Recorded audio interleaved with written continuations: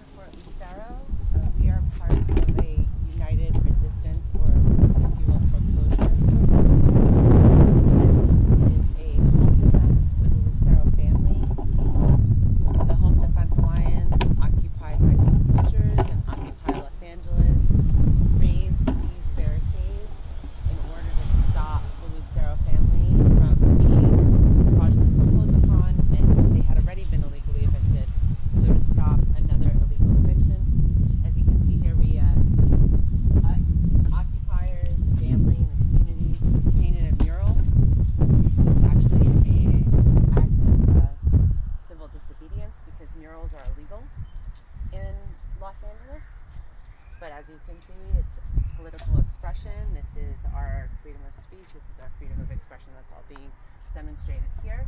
These barricades are intended to raise awareness about the fraudulent foreclosures that are happening throughout the country that were brought on by the corrupt banks, which we already know engaged in a rather complex mortgage scheme. And it's also in the hopes that we can hold the homes a little bit longer so that we can gather neighborhood support in order to stop these illegal evictions and fraudulent foreclosures. It is for this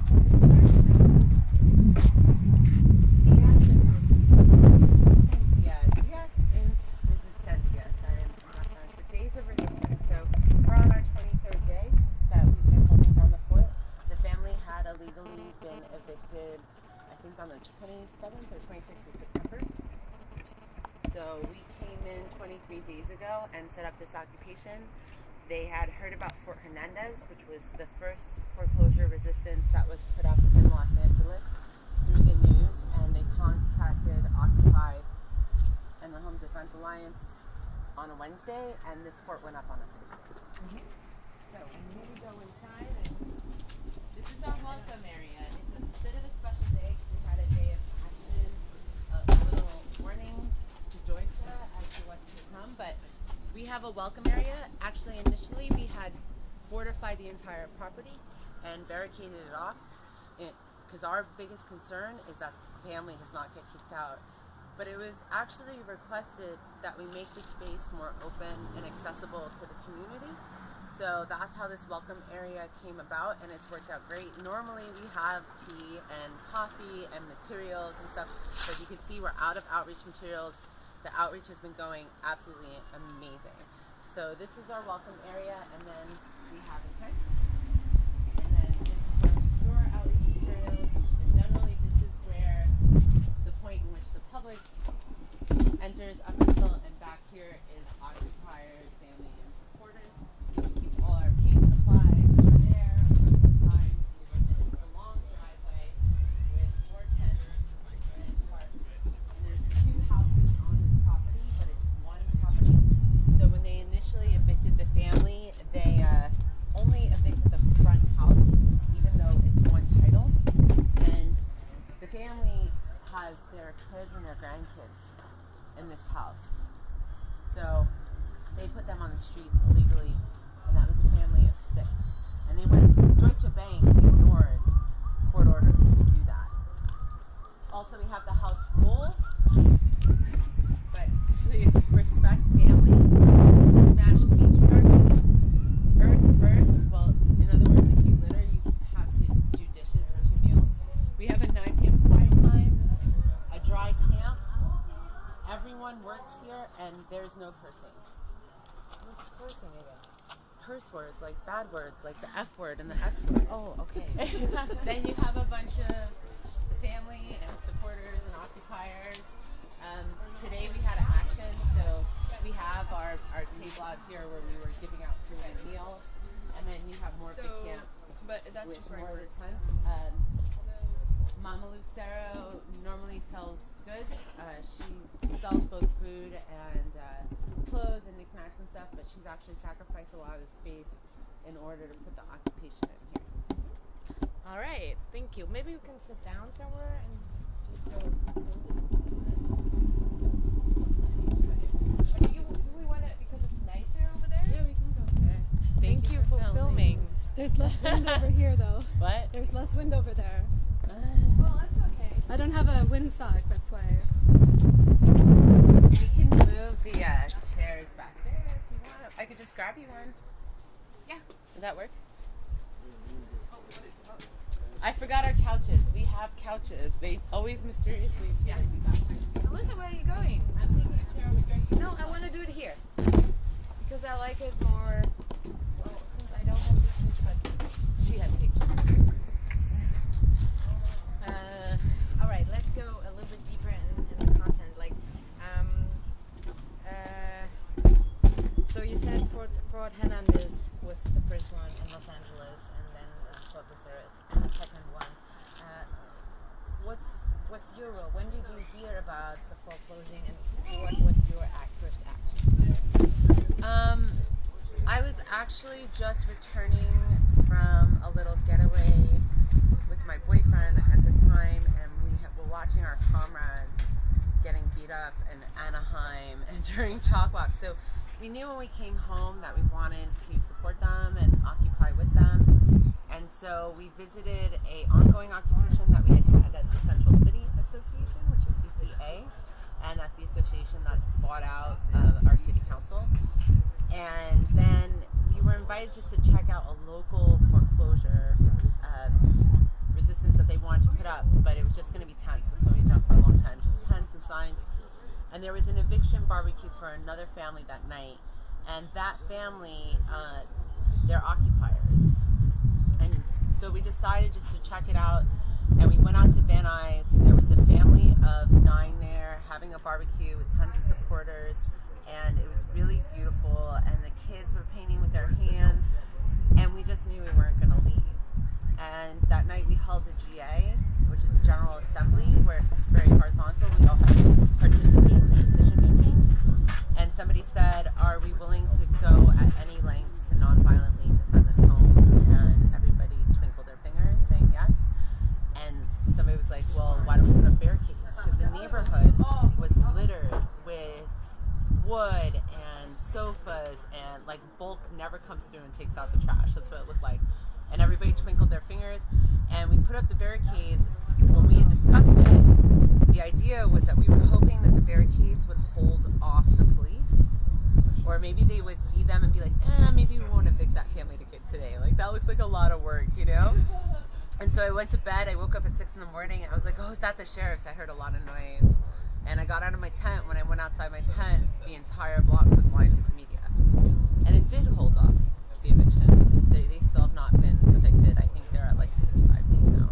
So why do you think that this, why do you think that this sort of action helps family keeping their houses? Is that right? Why do you think that this helps? Isn't it just like a question of time? Like, why do you think this is a good action in order to help them?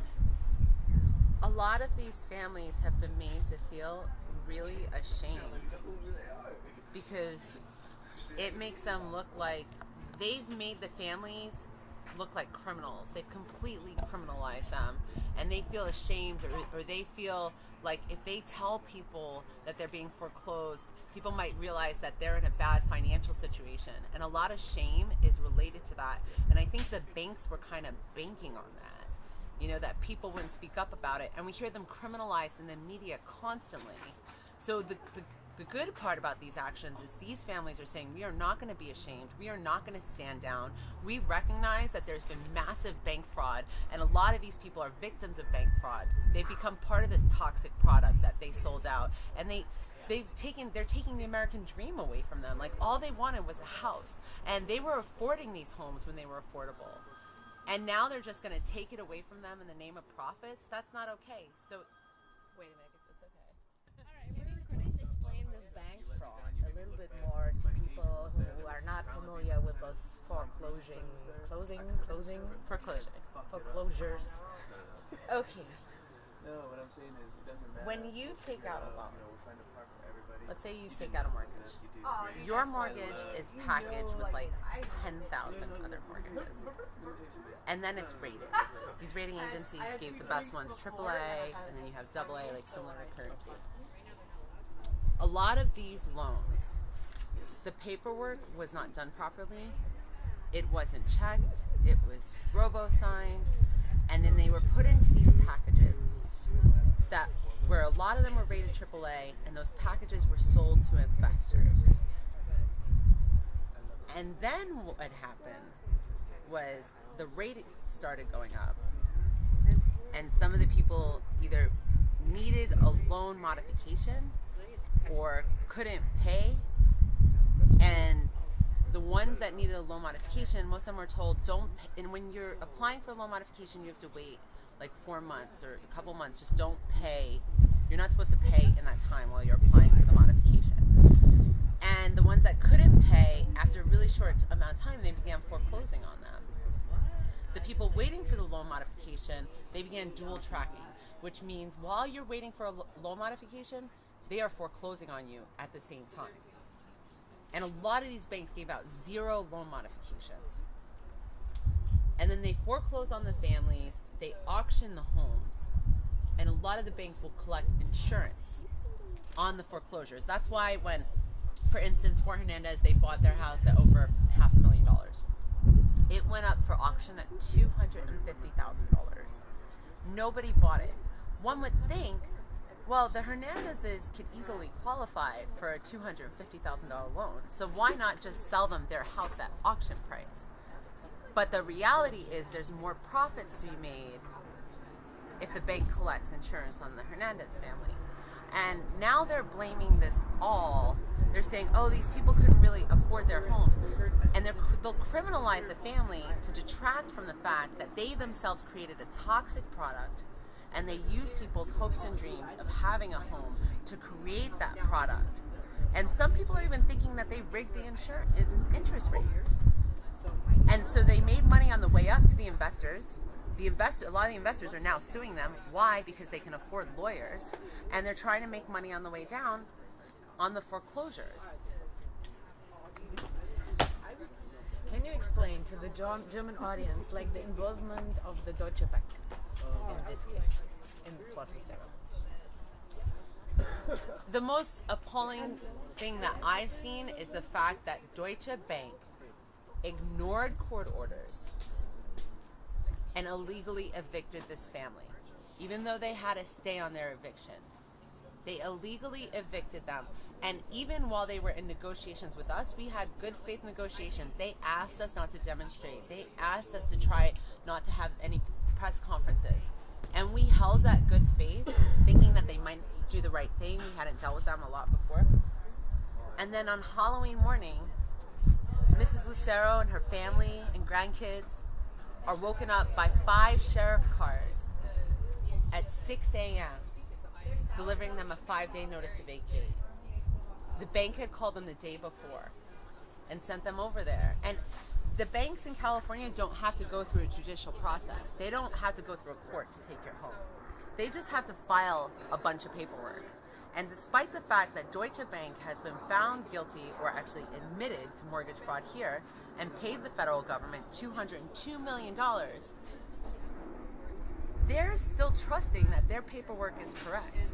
And I've looked at it, it's not. You can't in good faith say this corrupt bank is probably filing the right paperwork when they have proven the inability to do it before. And the fact that Deutsche Bank is continuing to do business here, like, if you got arrested here, you would get deported.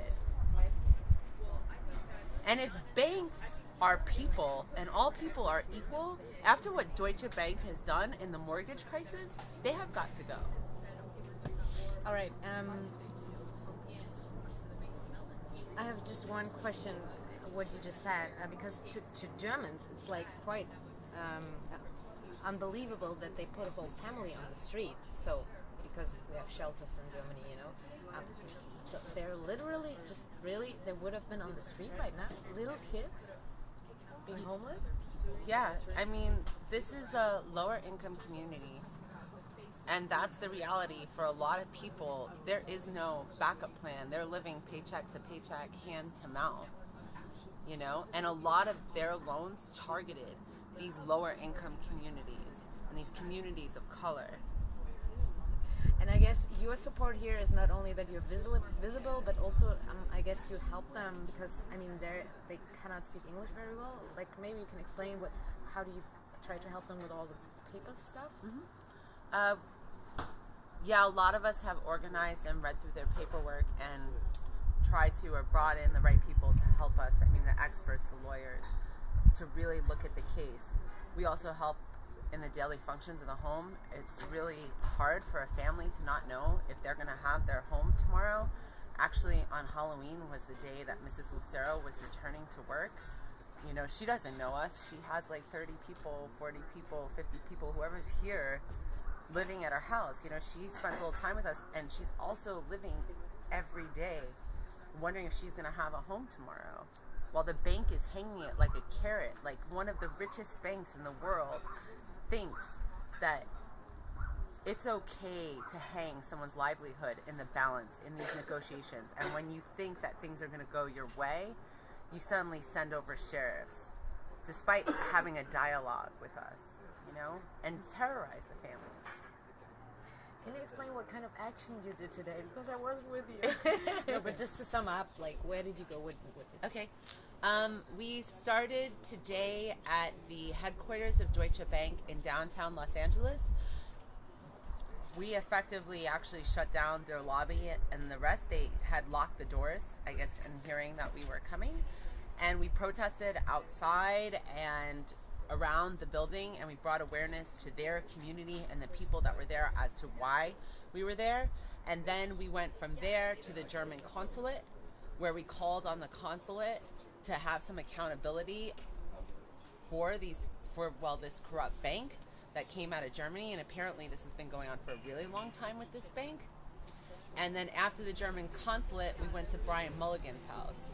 And he is the head of Deutsche Bank in America. He's also the executive that got really high on bath salts about a month and a half ago and ended up having a confrontation with the LAPD. So although we acknowledge his struggle with the LAPD and possibly dealing with police violence, I don't understand how someone that knows what that feels like would terrorize or can continue to terrorize a family with the sheriffs. How is the reaction from the neighbors here? You talked about the community, that there's also difference to the other. I don't want to name it, but whatever. Like maybe you can explain how do the neighbors react? They've been totally supportive. We're really fortunate at this house. This is a community, not a neighborhood. Unfortunately, at Fort Hernandez, we were in a neighborhood. You know, we've all come to live in these boxes where we watch these boxes, and when we get out of these boxes, we get in another box and we drive somewhere, you know, to maybe go to our cubicle where we'll sit there and stare at another box. And you see a lot of that dynamic when you're doing community outreach, you know, when you're literally knocking on people's doors who you know they're losing their homes. And they don't even want to come out the box and talk to you about it. But this community is really a community. They had, I guess there had been issues with gangs and gang violence here, and the families realized that their kids were dying.